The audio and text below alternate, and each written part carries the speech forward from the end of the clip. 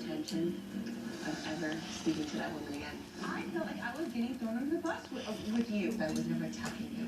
Nobody was defending me.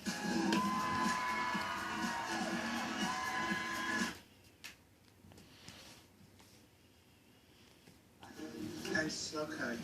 This is the first time I've ever heard about an inventory system where you scan the store with your eyes. Inventory. How much inventory do you think is in that? Oh gosh, we have to have at least 400,000.